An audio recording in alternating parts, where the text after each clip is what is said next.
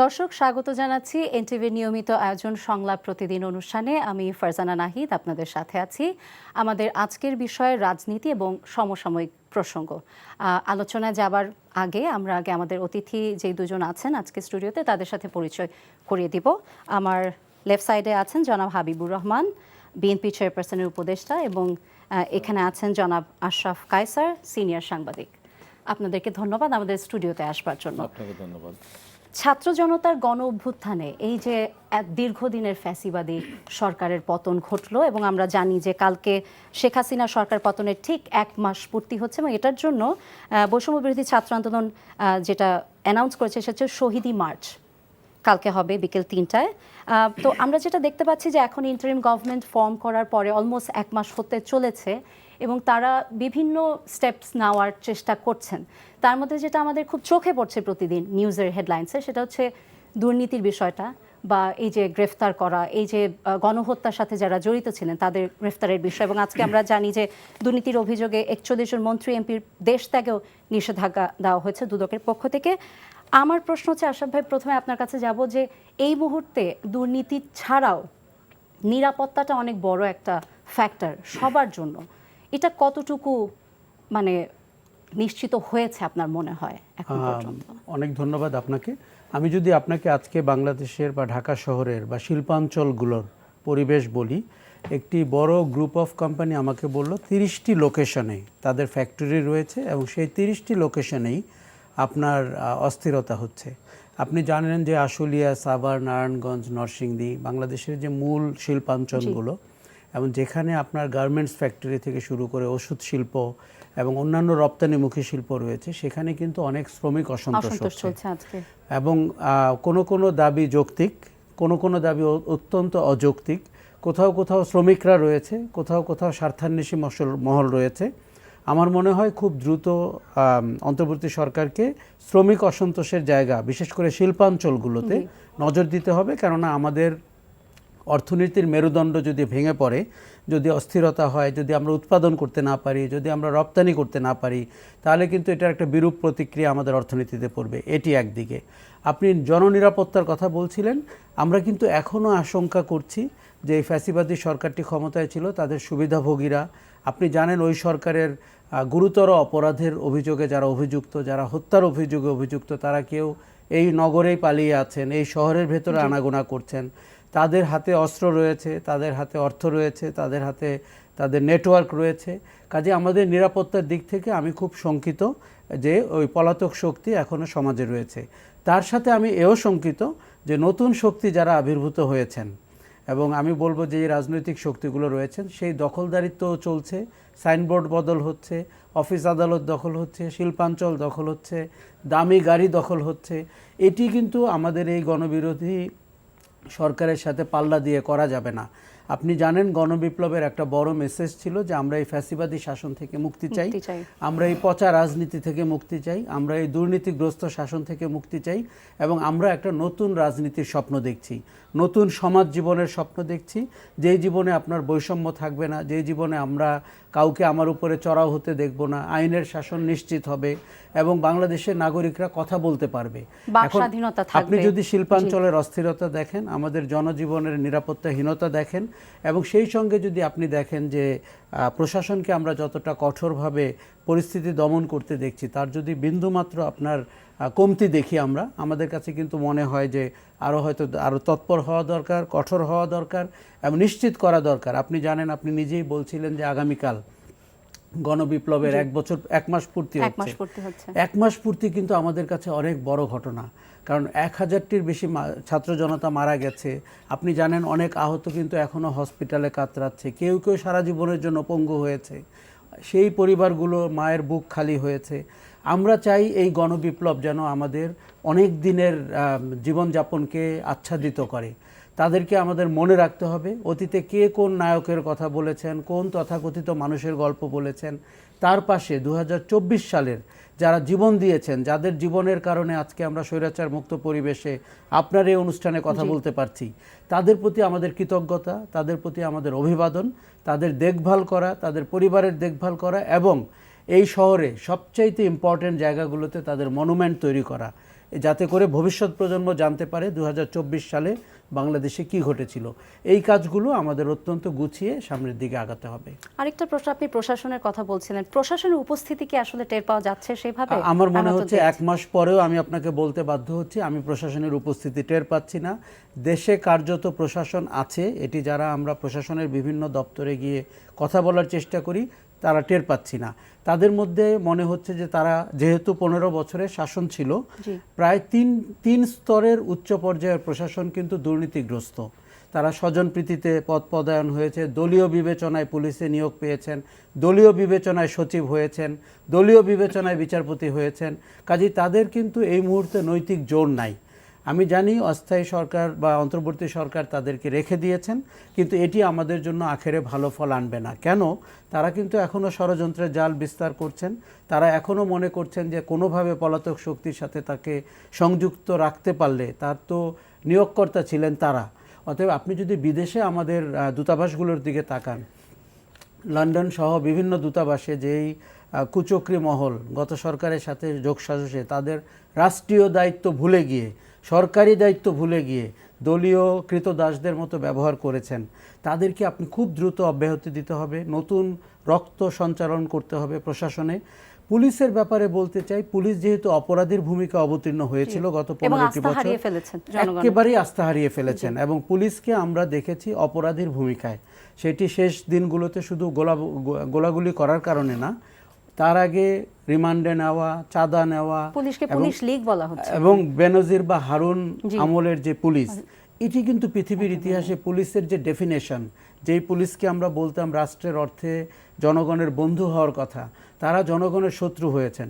আমি গণমাধ্যমের কথা না বললে ভুল বলা হবে। আমরা সেই গণমাধ্যমকে দেখেছি যারা আমাদেরকে কলুষিত করেছেন, জনগণের মতামতকে উপেক্ষা করেছেন, এবং তারা অপরাধমূলক কর্মকাণ্ডের সাথে যুক্ত ছিলেন। তারা এই পেশার মানুষদেরকে চিহ্নিত করেছেন। আপনি শিল্পীদের দিকে একবার তাকান, আলো আসবেই বলে একটি শিল্পী গ্রুপের কথা আমরা দেখেছি, সেখানে তারা কি ভাষা ব্যবহার করেছেন। তাদের একজন অভিনেত্রী, তিনি বলেছেন গরম পানি ঢেলে দিতে আমাদের ছাত্রদের উপরে, এবং আমরা যারা তখন গণমাধ্যমে কথা বলছিলাম আমাদেরকে তারা সিঙ্গেল আউট করেছেন, আমাদের স্ক্রিনশট নিয়েছেন, তারা সেখানে আলোচনা করেছেন যে কে কাকে কিভাবে শায়েস্তা করতে পারেন।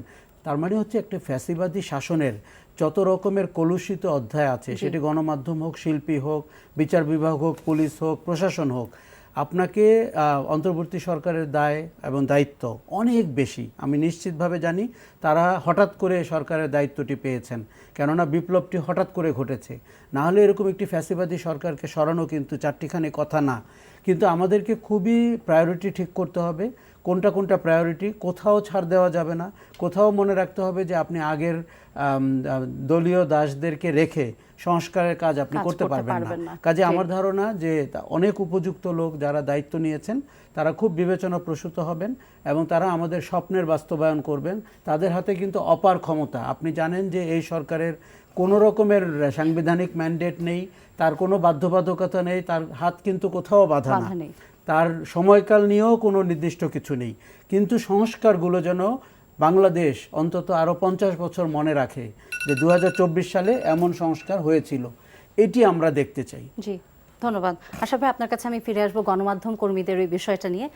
জনাব ভাবে, আপনার কাছে একটা প্রশ্ন হচ্ছে, এখন এই যে এই গণ অভ্যুত্থানের পরে আগের যে ফর্মুলা ছিল, আমি যদি বলি যে পলিটিক্সের ফর্মুলা, একই ফর্মুলা তো মনে হয় এখানে কাজে লাগার কথা না। কারণ এখন আমাদের এই যে আমরা যেটাকে বলি যে ভয়ের সংস্কৃতি থেকে মুক্তি চায় মানুষ, সমালোচনা অ্যাকসেপ্ট করার মতো মেন্টালিটি থাকতে হবে, নির্বাচনের প্রতি মানুষের আস্থা ফেরাতে হবে। এখন যারা রাজনীতি করছেন, আপনি একটি দল রিপ্রেজেন্ট করছেন, আমি জানতে চাচ্ছি এখন যে পলিটিক্যাল পার্টিসগুলো আছে তারা কি গণমানুষের রাজনীতি প্র্যাকটিস করছেন কিনা, কি কি আপনারা পদক্ষেপ নিচ্ছেন এই সংস্কারের জন্য? আপনাকে ধন্যবাদ। আপনার মাধ্যমে এনটিভি সম্মানিত দর্শক শ্রোতা, দেশ এবং দেশের বাইরে থেকে যারা দেখছেন তাদেরকে সস্তা সালাম, বিজ্ঞ আলোচককে আমার শুভেচ্ছা। আসলে এই 1 মাস হতে যাচ্ছে, আগের ঘটনা আর পরের ঘটনা পার্থক্যটা কোথায় কোথায়? আগের দেশে প্রশাসন ছিল, পুলিশ ছিল, সব ছিল, কিন্তু সেখানে হত্যাকাণ্ড প্রতিদিন সংঘটিত হতো, ছিনতাই হতো, ডাকাতি হতো, অমানবিক পরিস্থিতি সৃষ্টি হতো, ইফটিজিং হতো, ধর্ষণ হতো। 1 মাসে মূলত কিন্তু প্রশাসনিক কোনো ছিল না। কিন্তু কোন দেখেন ওই ধরনের নাই। এই যে খুন নৈরাজ্য প্রতিদিন যেটা হতো সেটা কিন্তু এখন নেই। এখন দেখেন এখন কোন জিনিসটা আসছে সামনে, দখলবাজির কথা আসতেছে। আপনি 15.5 বছর আগে একটা বাস স্ট্যান্ড আপনার নিয়ন্ত্রণ করতেন, ধরেন আওয়ামী লীগকে সাথে করি। 15.5 বছর আগে যখন আওয়ামী লীগ ক্ষমতা আসে তখন তাদেরকে বের করে দিল। সেই লোকগুলো যদি ফিরে তার জায়গায় যায় তা কিন্তু দখলবাজ বলবে না। আমার একটা পুকুর ছিল, সে আমার পুকুরে দখল করে নিয়েছে। এখন যখন আওয়ামী লীগ নাই, আমার পুকুর যদি আমি গিয়ে মাছ চাষ করি, আমাকে দখলবাজ হবো? ঢালাওভাবে বলা হচ্ছে, এবং ঢালাওভাবে বলা হচ্ছে এবং বিএনপির দিকে আঙ্গুল দেখানো হচ্ছে। কিন্তু ভুলে গেলে চলবে না, এই 15.5 বছর বিএনপি লক্ষ লক্ষ কর্মীরা জেল কেটেছে, হাত নেই, পা নেই, চোখ নেই, নাক নেই, মুখ নেই, পঙ্গুত্ব বরণ করে বসে আছে, গুম হয়েছে, খুন হয়েছে, এর কোনো মূল্য নাই। আজকে খুব পরিচিতিগতভাবে এক শ্রেণীর সাংবাদিক, এক শ্রেণীর বুদ্ধিজীবী, তারা এই যে বৈষম্য বিরোধী ছাত্রদের সাথে এই যে দীর্ঘদিন ধরে যারা আন্দোলন করলো, ম্যাডাম খালেদা জিয়া বিনা কারণে সাজা কাটলো, তারেক রহমান বিনা সাজা দিচ্ছে, ডাক্তার জুবাইদুর রহমান মামলা দিয়ে সাজা দিল, একদিন কিন্তু এই যে বৈষম্য বিরোধী ছাত্র আন্দোলন একদিন একটা কথা বলে নাই, একদিন একটা বিবৃতিও দেয় নাই, একদিন একটা মিছিলও করে নাই। তাদের দাবি সংস্কার, সেই সংস্কারকে আমরা সমর্থন করেছিলাম। আমরা যে এতদিন নির্যাতিত হলাম, কলার ভেলায় চলে আমরা যে ডিভিশন সম্মেলনে সমাবেশে গেলাম, আগের দিন বাস বন্ধ করে দিল, প্রতিবাদ একদিনও করে নাই। 18 সালে কোটা সংস্কার চেয়েছিল সরকার, যদি 20% করে যদি দিয়ে দিত তার আর মাঠে কোনো খবর থাকতো না, আন্দোলন থাকতো না। আবার সরকার বাতিল করে দিয়েছিল অহমিকা দেখিয়ে। যদি এই কোটা আবার ফিরে না নিয়ে আসতো তাহলে কি ছাত্রের মাঠে নামতো? এই যে গণতন্ত্রহীন পরিবেশ আছে, একতরফা নির্বাচন হয়ে গেল, একতরফাভাবে উপজেলা নির্বাচন হলো, এমপি নির্বাচন হলো, একটা প্রতিবাদ করেছে কেউ? আজকে এক শ্রেণীর বুদ্ধিজীবী, এক শ্রেণীর সাংবাদিক, মানে এই যে রাজনৈতিক দলগুলির কোনো অবদান নেই। ব্রিগেডিয়ার জেনারেল সাখাওয়াত হোসেন বলে বললেন 20 বছর তো কিছুই করতে পারেন নাই, ছাত্র আন্দোলনে ক্যাশ করছেন, তারেক রহমান দেশে আসবে, চাঁদাবাজি করছেন, ছাত্রদল 2 ছেলে দোকানে সাবধান। তারেক রহমান আসার ডেট ঠিক হয় নাই। তারেক রহমান যেদিন দেশে আসবে চাঁদাবাজি করা লাগবে না, 100 কিলোমিটারের মধ্যে তাদের বাড়ি, তারা বাস নিয়ে আসবে, তার পায়ে হেঁটে আসবে, তার কলার ভেলায় চলে, তারা সাইকেল চলে, পায়ে হেঁটে মুড়ি নিয়ে হাঁটতে তারা ডিভিশন সমাবেশে যায়, পুলিশের রক্তচক্ষু হুকা করে। সেই তারেক রহমান যখন দেশে আসবে তখন চাঁদাবাজি করা লাগবে না। এবং যে কথা আপনি বলেছেন যে প্রধানমন্ত্রী আপনাকে এখনও আমরা শ্রদ্ধা করি, আসুন আপনার দল গুছায় নেন, আমরা সহায়তা করব। খবরদার এই কথা দ্বিতীয় অনুষ্ঠান করবেন না, এখান থেকে পদত্যাগ করে চলে যেতে হবে। এখনও কবরের মাটি শুকায়নি, এখনও রক্তের গন্ধ মুছে যায়নি। গণহত্যাকারী একটা দল, তাকে আপনি বলছেন যে আপনি আসেন গুছিয়ে কেন? এই যে একতরফা নির্বাচন হলো 8 সালে হলো, মইনু আহমেদেরা ষড়যন্ত্র করে 10% সিল মেরে, নৌকামার্কা সিল মেরে বিএনপিকে হারিয়ে দিল। 14 সালে বিনা ভোটে তারা নিয়ে চলে গেল। সেদিন কোথায় ছিলেন? 18 সালে যে আমাদের কুপি আহত করলো, আমাকে গুলি করা হলো, হেলিকপ্টারে ঢাকা আসলাম আমি, অন্যদিন অপু, রাতের বেলা ভোট হয়ে গেল। কোথায় ছিলেন সেদিন? কোথায় সেদিন? 24 সালে আমরা কারাগারে থাকলাম, ভোট হয়ে গেল, উপজেলা নির্বাচন, কোথায় ছিলেন সেদিন? কথায় বিএনপি আঙ্গুল তুলছেন। একদিন রাস্তায় গিয়েছেন, একদিন মরেছেন, একদিন জীবন দিয়েছেন, আপনার সন্তান মরেছে। তাই বলি যে আজকে বাংলাদেশটাকে সোজা পথে আমরা নিতে চাই। সাংবাদিকের যারা, সংবাদপত্রের মালিক যারা, তারা কালকে গিয়ে বলেছেন যতদিন ইচ্ছা ক্ষমতা, কে অধিকার দিয়েছে ওনাদেরকে? এই সাংবাদিক সম্পাদক পরিষদ কে অধিকার দিল যে আপনারা যতদিন ইচ্ছা ততদিন থাকবেন? যতদিন ইচ্ছা বলেন, পরে 2 বছর 3 বছর, তারা বলার কে? তারা বলার কেউ না। এই মিডিয়া হাউসগুলি এই যে 15.5 বছর ধরে একতরফাভাবে আগস্ট মাস আসলে কি সব মাস পালন করতো।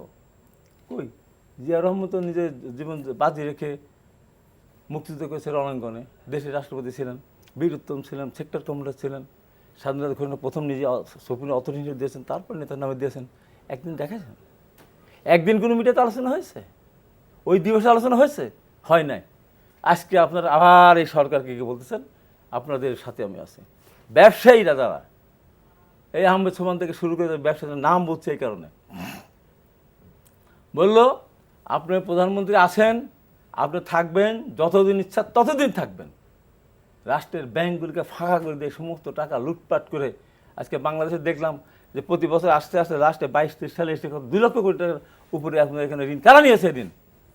এই দরবার এই ঋণ নিয়েছেন, এই সব বড় বড় ঋণ নিয়েছেন, দেশের মানুষকে শোষণ করে একটা সরকারের পক্ষ অবলম্বন করে। FBCCI নির্বাচন হয় না, BME নির্বাচন হয় না, ইঞ্জিনিয়ার নির্বাচন হয় না, কৃষিবিদ্যার নির্বাচন হয় না, ইউনিয়ন কাউন্সিল নির্বাচন হয় না, মসজিদ কমিটি নির্বাচন হয় না।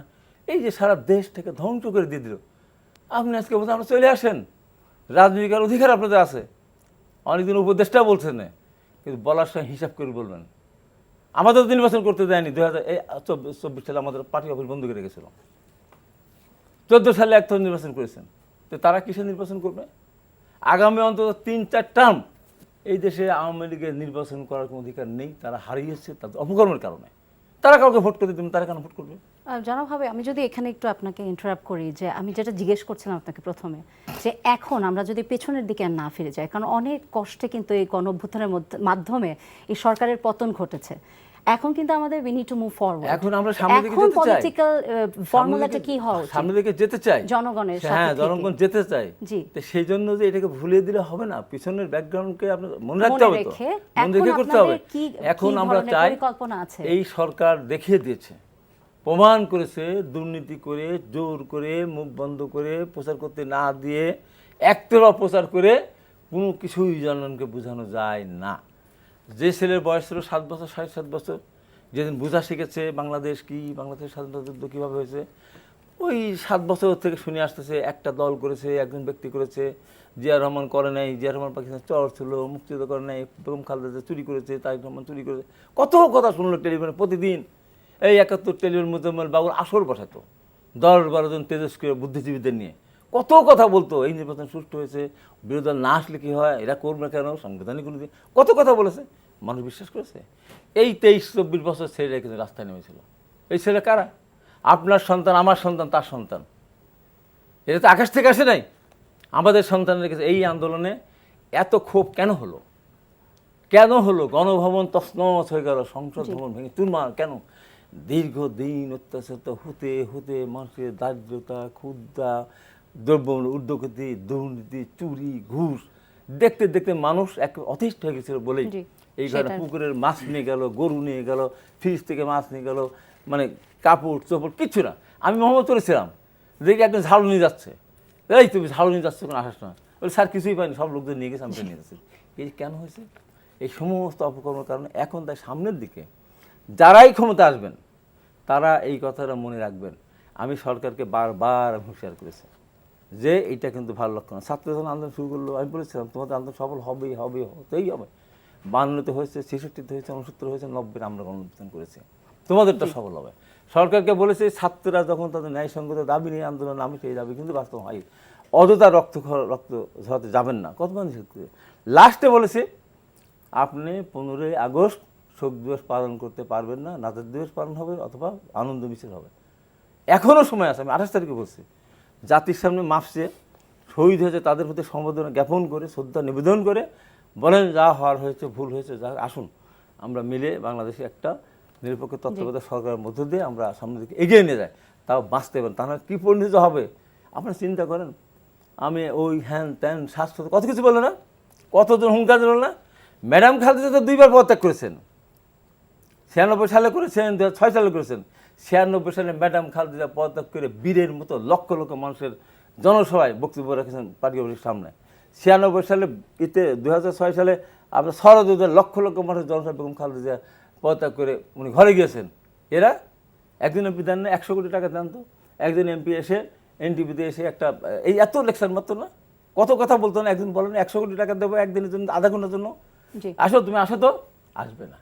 এত অপকর্ম করেছে, আমরা বুঝতে পারছি সেই অপকর্মকারীদের এত তাড়াতাড়ি ভুলে এগুলো গিয়ে যেন পুনরাবৃত্তি সবাই না ঘটে, গণতন্ত্রের অধিকার আছে। সেদিকে এইবার নজর সেদিন দিতে কোথায় হবে। ছিল জি। একতরফা নির্বাচনের দিন। জি, ধন্যবাদ জনাব হাবিব। আশা ভাই আপনার কাছে যাব আরেকটা বিষয় একটু জানার, যে এই যে সিভিল অ্যাডমিনিস্ট্রেশনের কথা যদি আসে, আমরা বলি যে দুর্নীতিগ্রস্ত হয়ে গেছে পুরো সিভিল অ্যাডমিনিস্ট্রেশন, যে যা দেখছি আমরা, এটা তো অনেক লেয়ার্স আছে। প্রত্যেকটা লেয়ারে কি আসলে যদি না ধরা হয় সবাইকে, কারণ এত বছর ধরে যে খুঁটিটা গাড়া হয়েছে এটা তো আমার মনে হয় একটা লেয়ারে সীমাবদ্ধ নাই, তাহলে যদি উপরের লেয়ার থেকে ধরা হয়, গ্রেফতার করা হয়, তাদেরকে চিহ্নিত করা হয়, আপনার কি মনে হয় যে বাকি লেয়ার্সগুলো থেকে গেলে, আপনি একটু আগে বলছিলেন এই বিষয়টা, এই বিষয়ে আসলে কি করা উচিত এখন ইন্টারিম গভর্নমেন্ট? দেখুন, এটি একটি ক্রিটিক্যাল ডিসিশন। ধরেন আপনি আমাদের ৬০-৬২ জন সচিব, তাদেরকে আপনার বাদ দিতেই হবে, এবং তারা কেউ কেউ গত সরকারের সাথে মাত্রাতিরিক্ত সম্পর্ক রেখেছিল, তাদের প্রমোশনের পেছনে সরকারের দলীয় আনুগত্য ইত্যাদি ইত্যাদি কাজ করেছে। ধরেন সমাজ কল্যাণ সচিব, এই ভদ্রলোক এস আলমকে বাংলাদেশি ইনভেস্টর হিসাবে একদিনের মধ্যে নিবন্ধন করিয়েছেন, উনি এখনও সমাজ কল্যাণ সচিব। এখন এই ধরনের চরিত্রকে আপনি রেখে সংস্কারমূলক একটি সরকার চালাতে পারবেন না।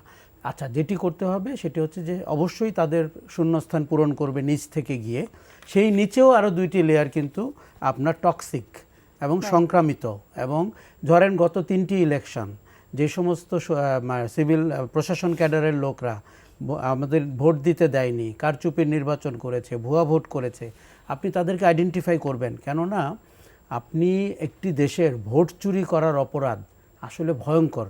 সেই অপরাধে আওয়ামী লীগ অভিযুক্ত, 14 দল অভিযুক্ত, জাতীয় পার্টি অভিযুক্ত। আমি জাতীয় পার্টির নাম দ্বিতীয়বার বলতে বাধ্য হচ্ছি। ইদানিং আমরা দেখছি জাতীয় পার্টি আবার প্রধান উপদেষ্টার সাথে মিটিং করছে, তাদের দাবি দেওয়া নিয়ে হাজির হচ্ছে। 3টি নির্বাচনে যদি জাতীয় পার্টি আওয়ামী লীগের কথায় না চলতো তাহলে নির্বাচনগুলো হতে পারতো না। এই যে ইনু মেননের 14 দল, তাদেরকে লোভ কতভাবে পেয়ে বসেছিল, 2টি মাত্র এমপি তারা নির্বাচন করতে পারতেন, দুজনই দুজনের স্ত্রীকে নির্বাচন করেছেন। এই লোকগুলোর অনুসারীরা ভাবতে পারতেন কোনোদিন? আচ্ছা, তার সাথে ভারতের কথা না বললে আপনার কিন্তু অসম্পূর্ণ থেকে যাবে।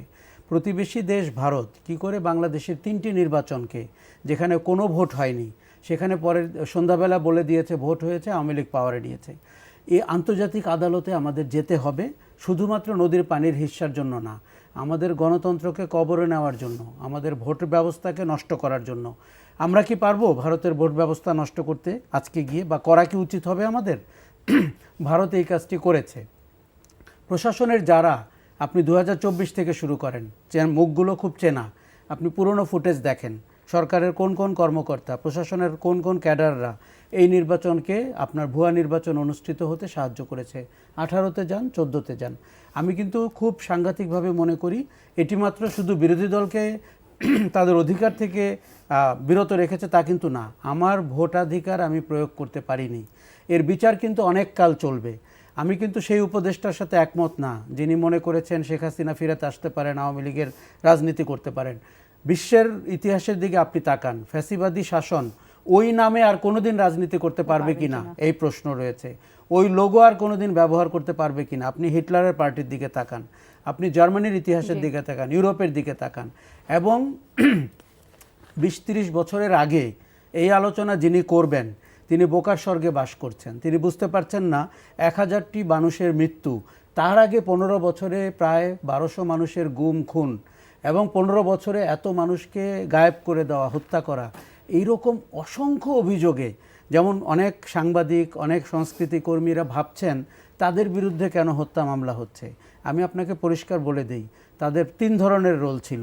তারা সরাসরি ইন্ধন দিয়েছেন, তারা গোপনে ইন্ধন দিয়েছেন, তারা গোপনে কারসাজি করেছেন এবং চক্রান্তের পার্ট হয়েছিলেন। এই কথা দেখুন, সাংবাদিক, সাহিত্যিক এরকম ভাবলে আমাদের মন একটু নরম হয়।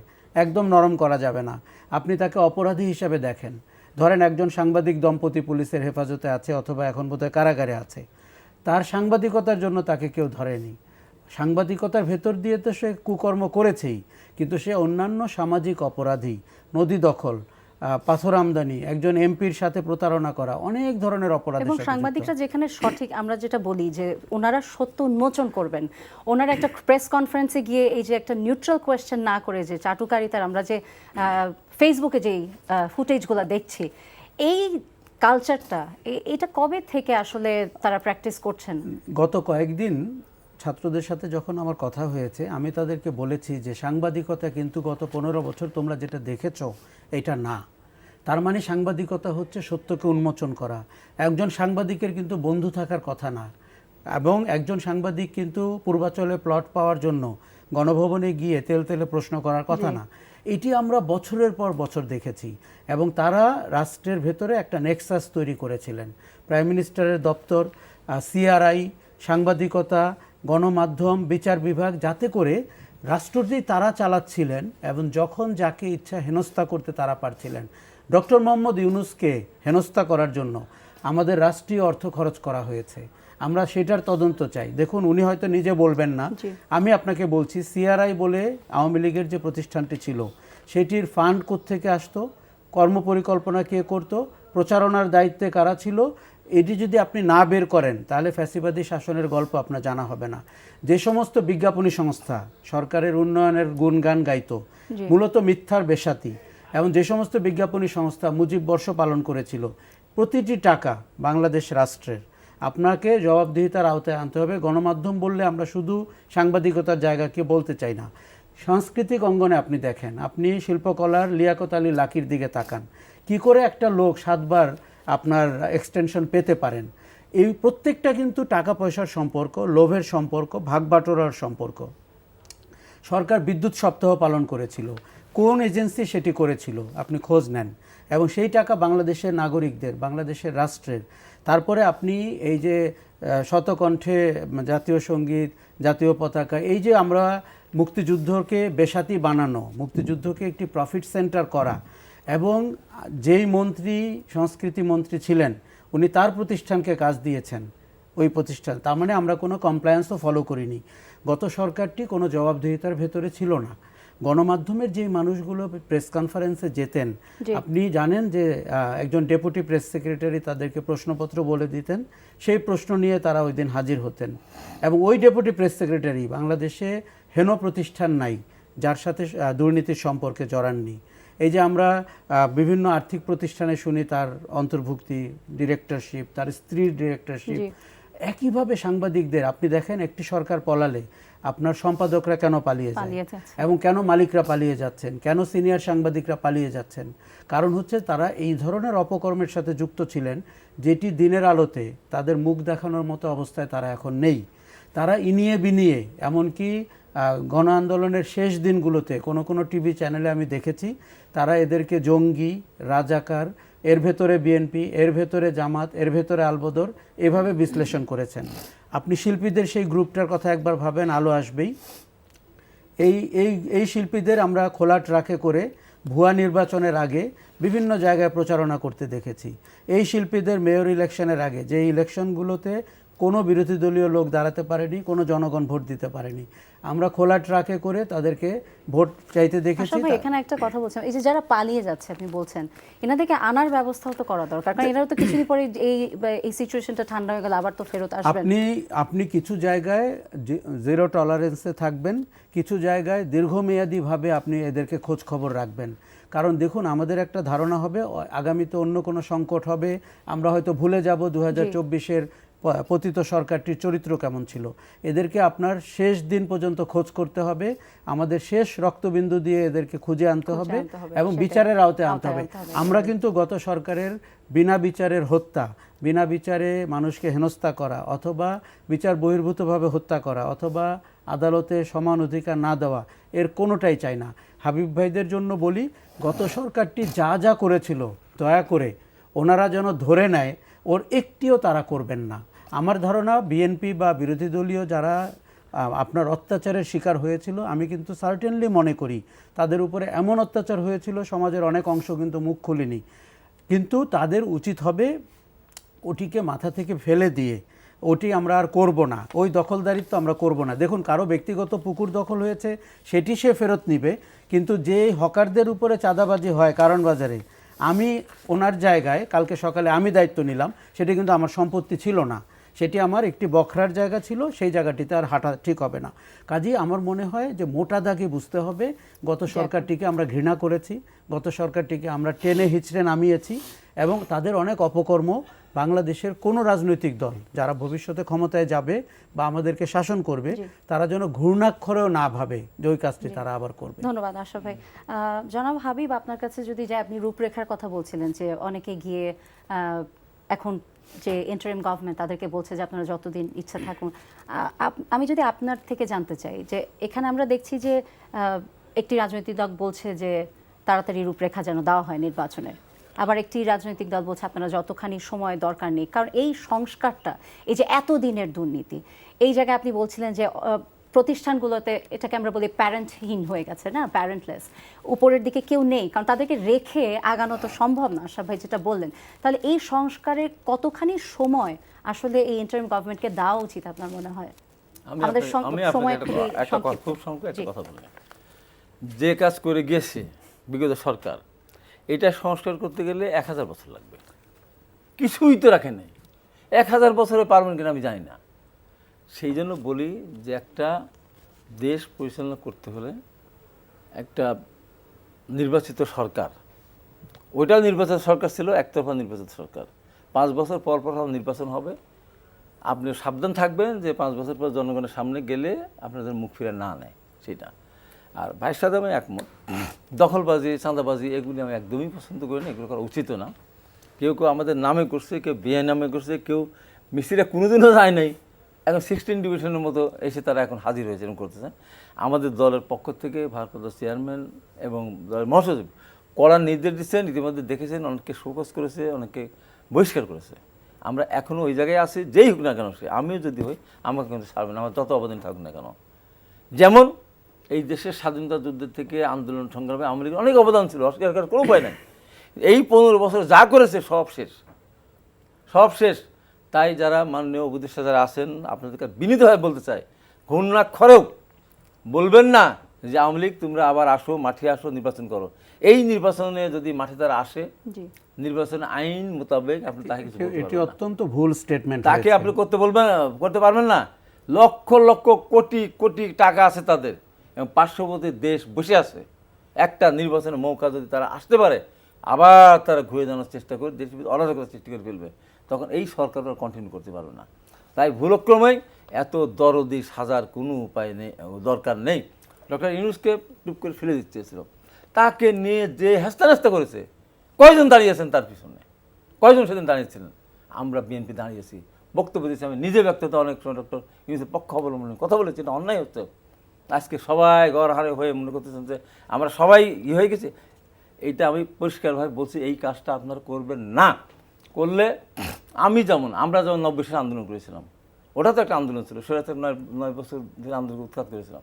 সেদিন আমি বা আমাদের মতো আরও 2-1 বলতাম যে দিন এরশাদের পার্টি অবৈধভাবে সংসদ ভেঙে দিয়ে জোর করে ক্ষমতা দল করেছে, দিবালিশা দাফর জনন থেকে শুরু করে সর্বশেষ জেহাদ এবং ডাক্তার মিলনকে হত্যা করার মধ্য দিয়ে সরকার যে পাপ করেছে, অতএব জাতীয় পার্টি আগামী দিনে নির্বাচন করতে পারবে না। সেদিন জাতীয় পার্টি নির্বাচন করতে পারতো না আমি মনে করি, সেদিন আমি জোর ধরতাম। আজকে এই পশ্চিমবঙ্গের ছাত্রদেরকে বলে, রক্ত দিয়েছো তোমরা, তোমাদের সাথে সাধারণ মানুষ রক্ত দিয়েছে। বিএনপির 136 জন ছাত্রদল যুবদল কৃষক নেতা মারা গেছে, জামাতে গেছে 73 জন, সাধারণ ঘরে বসে থেকে বাচ্চারা মারা গেছে 63 জন, হয়তো ছাত্ররা সরাসরি হয়তো মারা গেছে 30-40 জন, 50 জন, আর 300 মতো মারা গেছে সাধারণ মানুষ, যারা শ্রমিক, তাদের রক্তের কোনো মূল্য নাই। আজকে তাদের দিকে তাকাতে হবে। ভাই যেটা বললেন, সে শ্রমিকদেরকে আমার সামনে নিয়ে আসতে হবে, তারা সবচেয়ে বেশি জীবন দিয়েছে, সবচেয়ে বেশি আন্দোলনটা তারা করেছে, তাদের প্রতি আমাদেরকে খেয়াল রাখতে হবে। আমারটা বুঝলে হবে না। আমি 90 সালে বলতে হবে উপদেষ্টা হবো, আমি তো বলতে পারলাম ওদের মারতে হবে, আমি তো বলতাম আমার 10টা ছেড়ে দিতে হবে, আমরা নির্বাচন হবে, আমরা তো করিনি। আমাদের দায়িত্ব ছিল, কর্তব্য ছিল, আমরা করেছি। তাই আজকে মনে করি যে যাই ভাবেন, যেভাবেই ভাবেন না কেন, এই দেশটা সামনের দিকে পড়তে হবে। আপনি রাজনৈতিক দলগুলোর সাথে কোনো আলোচনা করবেন না। এই হাজার হাজার লক্ষ লক্ষ ছেলে আমাদের কার সন্তান তারা? তাই বলি যে আমাদের দেশটাকে শেষ করে বাঁচাতে হবে। দোহাই লাগে, অনুরোধ করে বলছি, এই সাংবাদিক ভাইরা, এই সমস্ত লোকেরা আমাদের ভিতরে বিভেদ সৃষ্টি করার চেষ্টা করবেন না। ওরা আমাদের সন্তান, যারা শহীদ হয়েছে তারা আমাদের সন্তান, যারা পঙ্গু হয়েছে, হাজার হাজার মানুষ এখনো হাসপাতালে কাতরাচ্ছে, অন্ধ হয়ে গেছে, পঙ্গু হয়ে গেছে। আমি একটি লাইন আপনাকে বলি, বিগত সরকারের বা পরিস্থিতিটা ছিল আওয়ামী লীগ বনাম জনগণ। তার মানে জনগণের মধ্যে রাজনীতিবিদরা ছিলেন, ছাত্ররা ছিলেন, শ্রমিকরা ছিলেন, সবাই ছিলেন। এইরকম একটি পরিস্থিতির কারণেই কিন্তু সরকারটির এরকম ভয়ঙ্কর পতন হয়েছে এবং সরকার প্রধানকে পালিয়ে যেতে হয়েছে। আমরা যেন জনগণের যারা তাদের মধ্যে কোনো বিভেদ সৃষ্টি না করি এবং জনগণের শক্তি যে কি সেটি প্রতীত সরকার টের পেয়েছে। জনগণের সেটা যেন শক্তি মনে অটুট রাখতে হবে। দেখুন আমাদের ভিন্ন ভিন্ন ইস্যু থাকবে, সেই ইস্যু কিন্তু আমাদের মধ্যে বিভেদ তৈরি করতে পারবে না। ভিন্ন মত থাকতে পারে, ভিন্ন মত কিন্তু থাকবে, সেটা নিয়ে- ভিন্ন ইস্যু থাকবে, ভিন্ন গন্তব্য থাকবে, কিন্তু সেটি যেন আমাদেরকে শুধু ঐক্যবদ্ধই করে, অন্যথায় নয়। জি, ধন্যবাদ আশরাফ কায়সার এবং হাবিবুর রহমান হাবিব, আপনাদের দুজনকে অসংখ্য ধন্যবাদ আমাদের স্টুডিওতে আসবার জন্য। দর্শক, আমাদের সঙ্গে এতক্ষণ থাকবার জন্য অসংখ্য ধন্যবাদ। সবাই ভালো থাকবেন।